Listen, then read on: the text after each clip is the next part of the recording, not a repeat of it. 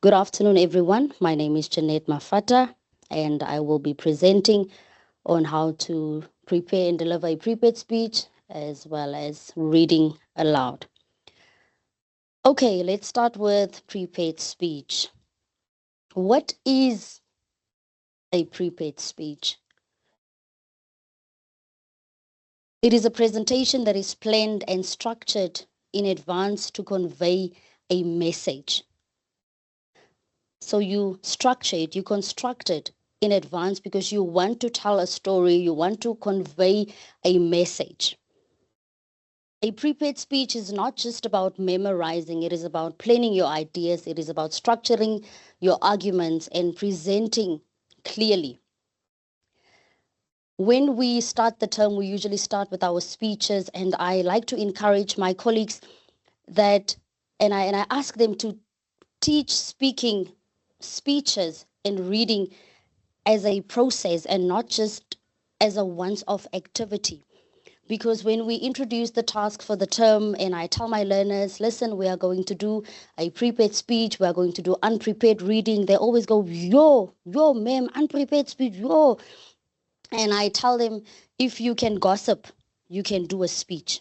Because once you know how to gossip, I believe you can tell a speech. Because when you gossip, you structure your introduction. Some even ask rhetorical questions when they start with their introductions to gossip. They make the information build to keep the audience. So I want to reiterate, if you can gossip, you can do a speech. How do we approach a speech? Firstly, you choose a topic that interests you. Choose a topic that you can best relate to. And then an activity that we see as mundane, we must do research, ladies and gentlemen. We must do thorough research. Get your facts because it will give your speech depth. Because believe me, we can hear the difference when you have sucked information out of your thumb or when you have thoroughly prepared, and you don't want to be seen as someone who does not prepare or someone who did not prepare well. And then brainstorm your ideas. Once you have your facts, you are now welcome to bring in your opinion. Make sure that there's a balance between your facts and your opinion. Fourth, know your audience. When you know your audience, it will help you to speak their language. And once you speak someone's language, it becomes easier to fascinate them. So while you get to know them, find out what they already know. And this is where you come in. You fill in the gap in knowledge by telling them what they do not know. So that is why it is so important to know your audience, to know exactly when to say what. Okay, let's take it from the introduction. This is now when we start the speech. You start with an introduction that will blow your audience away. If you have a great sense of humor, please tell an appropriate joke. If you can have half of your audience to laugh with you, it will draw the attention of the others who are not yet with you to your speech. If you will, please start with a quote, or you can mention a fact or statistic, or you can ask a question, you can ask rhetorical questions, just to make sure that you hook your audience and you keep them thinking. Now, here's an example of an introduction in the fashion that I've just stated. Let's say your topic is TikTok reduces attention span. TikTok reduces attention span. You would start like this: be honest. And then you ask a question. When last have you watched a 30-minute educational video without skipping ahead? When last have you read a complete chapter without checking your phone? If you're struggling to focus in class, if you're struggling to finish your homework, if you can't even watch a movie without grabbing your phone, you are not lazy. You are fighting against a dopamine high caused by social media with its instant gratification. TikTok isn't just entertainment, it is rewiring our brains and it is subtly shrinking our attention spans. My name is Jeanette Mafata. Follow me. Now, when you say follow me, you want them to follow you on this journey, in this context. You want them to follow your speech or whatever you are going to say after your introduction. Please also take note that follow me is a clever play on words, because in social media, or on social media, we use the term follow me to get people on board to follow who we are, what we say, and what we do.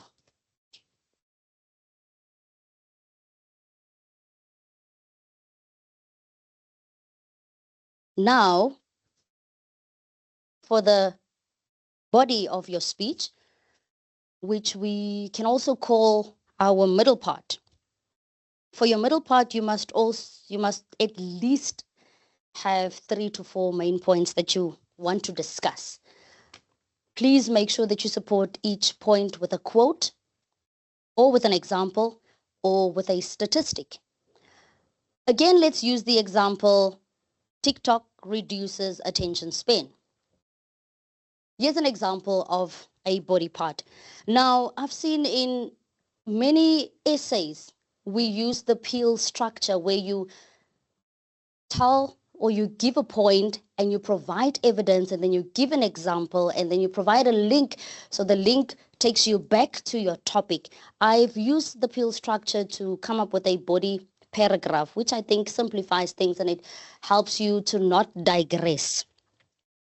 Here's the example.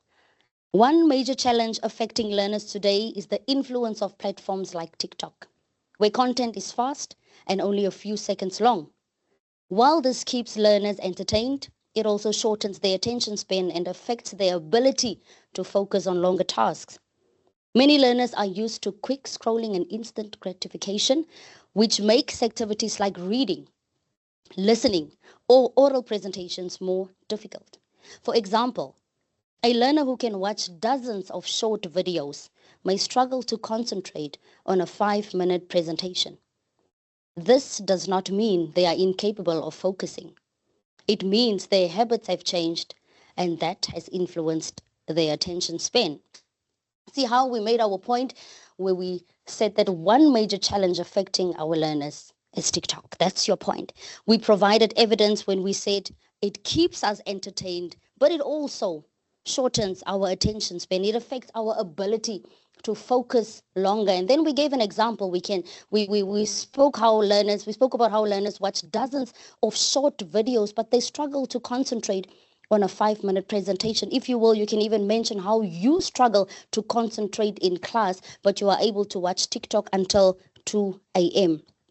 And then you link it back to the prompt or to the topic. It does not mean that you are incapable of focusing. You reassure your audience, listen, if this is what you're going through, if you're experiencing these shortened attention spans, it does not mean you are incapable. And then you give them the alternative, or you tell them what is happening, what is busy happening with them. It means that their habits have changed and it has influenced their attention span. Now, on to the conclusion.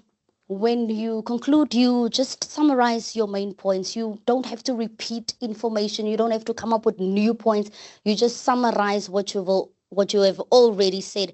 And I like to teach my learners that they must come up with a call to action. Yet again, I have a conclusion that I want to read. If there's one thing I want you to leave with today, it is this. We are not distracted as we think. We are being trained to be distracted. Watch how I put emphasis on certain words. We are being trained to be distracted. Platforms like TikTok are powerful, entertaining, and addictive by design.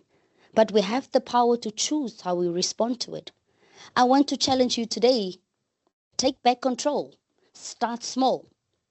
Put your phone down for 10 minutes without reaching for it.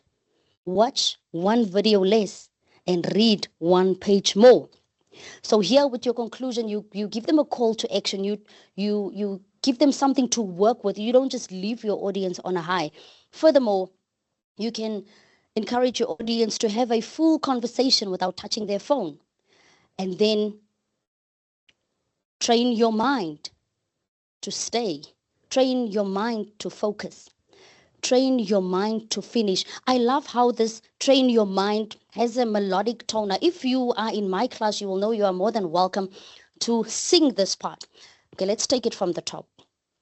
I want to challenge you today. Take back control. Start small. Put your phone down for 10 minutes without reaching for it. Watch one video less and read one page more. Have a full conversation without touching your phone. Train your mind to stay. Train your mind to focus. Train your mind to finish. Now, I promise you, if you are in my class, someone would have picked up and provided you with a beat. And once you realize that there's a beat, you can sing it for the second time. Train your mind to stay.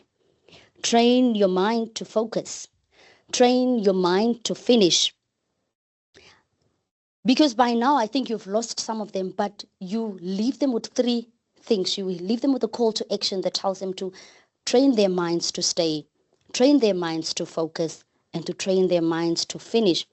And then you conclude, because your future will not be built in 15-second clips.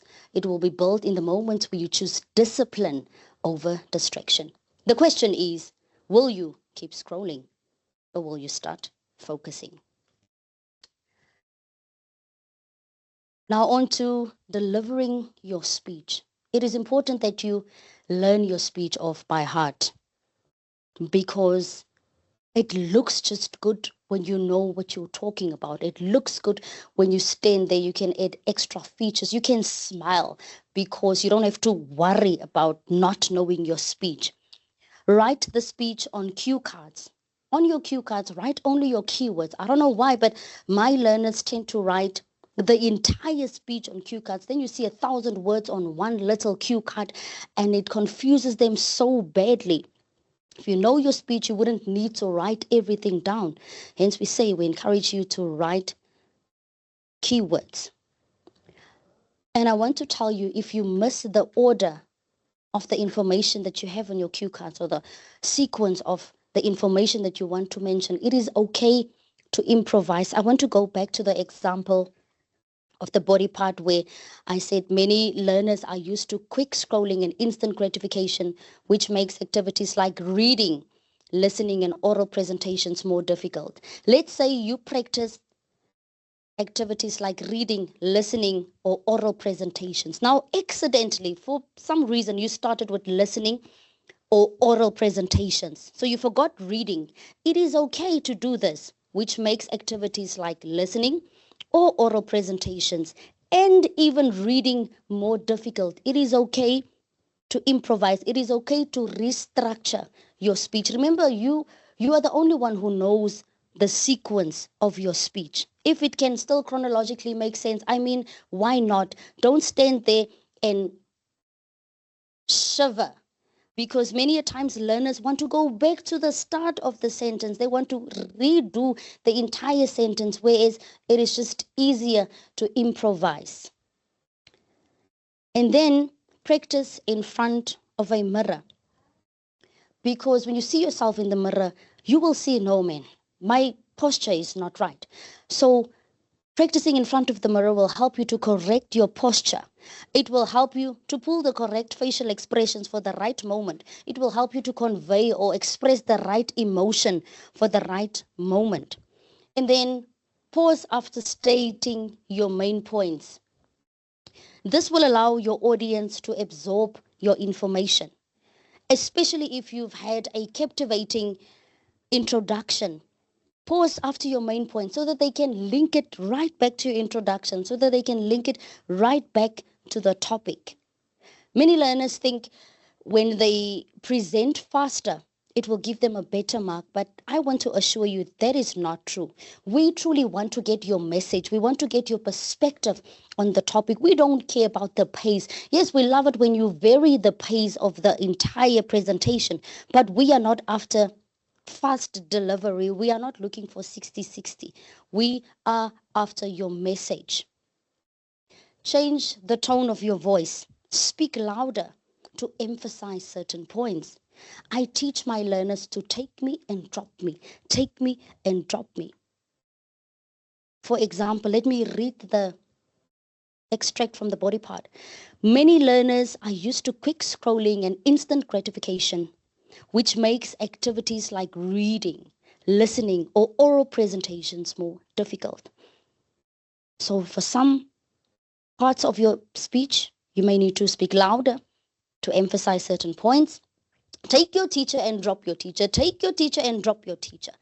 It works well. And especially if you have a sleepy audience, you can take and drop them as you will. Also, make occasional hand gestures. Not too much. Don't pace up and down. Don't walk from one part to the other part of the classroom, because then it becomes difficult. Then you would have to bring in the proper voice projection. Occasional hand gestures. Stand firm, stand still. And then you can also introduce visual aids. So visual aids should enhance your speech, because visual aids helps you keep your audience. It helps your audience to stay interested. Where I come from in Heidedal, we say we like things. So we want to see those images. We want to see the videos that you want to present. We want to hear that sound clip at the beginning of your speech, or in the middle of nowhere. You can bring in your visual aids. I promise you, it will keep your audience interested. Now, please take note, when you want to use visual aids, please make sure that you practice with your visual aids. When you practice in front of the mirror, practice with the visual aids, because many a times learners come with visual aids, posters, but they do not use them at all. So once you are comfortable enough with the speech itself, then bring in your visual aids for practice. And then we need your confidence. We need you to put on your superhero cape and present boldly. Now, confidence is not something that you pick off a tree and then you walk with it into the classroom. You must learn your speech, know it by heart. Make sure that you have the correct posture. Make sure that you have the correct vocabulary. If you have done thorough research, all these little aspects contribute to your confidence, because if you are set, then your confidence will just shine through. On to the next. Reading aloud.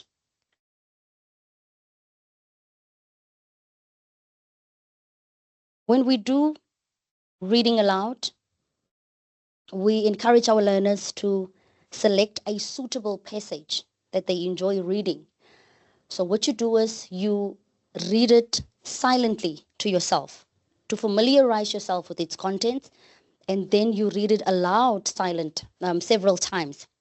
When you feel that you have mastered it, read it in front of a mirror. Listen, the mirror is your magic trick here. The mirror is your trump card. Read it in front of the mirror. So make sure that you see yourself, look at yourself. So if you can look at yourself while reading, if you can look up while reading, it means that you will be able to look up at your audience while you read in class. And then we encourage, especially the younger grades, we encourage them to read to a willing audience. If you have siblings at home, if your parents are at home at night, please put on a night show. Take out your book, take out your novel, take out your drama, and put on a night show and read in front of them.